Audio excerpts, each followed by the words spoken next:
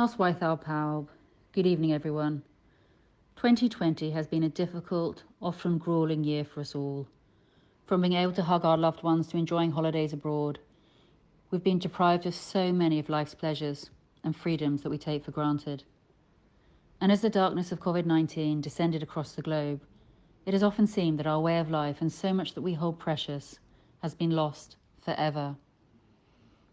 I've always believed that by working together and by keeping each other safe, we will prevail over this virus. And I've always believed that once again, we will be with our friends and families. Children will be able to enjoy the loving embrace of their grandparents, and that the normality for which we all yearn will be returned to us. Finally, there is light at the end of this very dark and very long tunnel. This week, Pfizer has announced that final results of trials of its COVID-19 vaccine show a 95% success rate across all demographics, with no major side effects in immunizing against the coronavirus. In another hugely positive development, the team at Oxford University, working with AstraZeneca, have announced that their vaccine shows a strong immune response in adults in their 60s and 70s, raising hopes that this can protect the age groups most at risk from the virus. Coronavirus will be defeated. It will take time, but we will prevail. Yet although that light at the end of the tunnel, which until so recently seemed barely visible, is now inching ever closer, we must not lower our guard. We must continue to adhere to the guidelines, to look out for each other, and to protect one another. These sacrifices will not be in vain, and a bright, exciting future awaits us. The more we adhere to the guidelines, the sooner that future will arrive.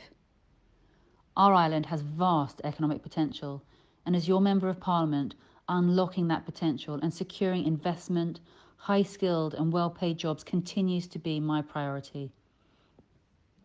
This week, the Prime Minister announced the government's 10-point plan for a green industrial revolution that aims to create 250,000 jobs throughout the United Kingdom.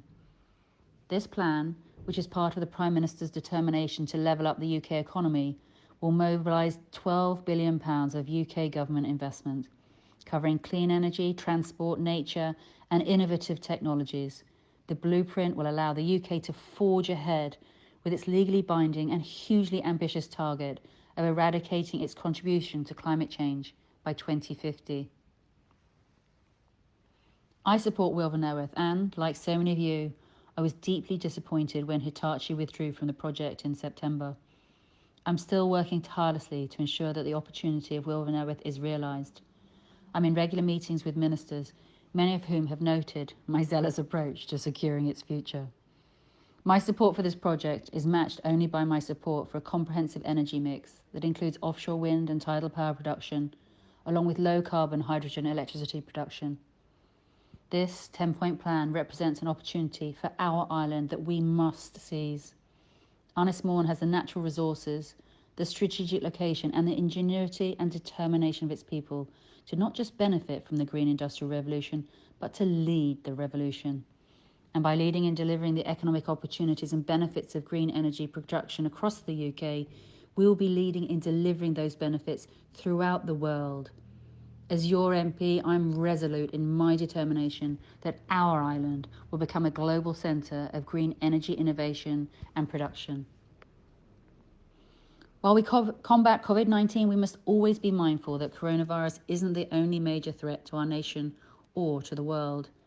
We are faced with a myriad of ever-evolving geopolitical threats to our nation's security, and sadly, we must always be mindful that there are people and entities that wish to do us and our allies harm.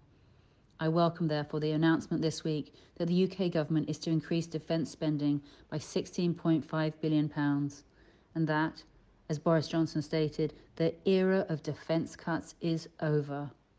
From the need to train more pilots, test more technologies and develop new capabilities, this investment offers further economic opportunities for Aria Valley, our island and for North Wales.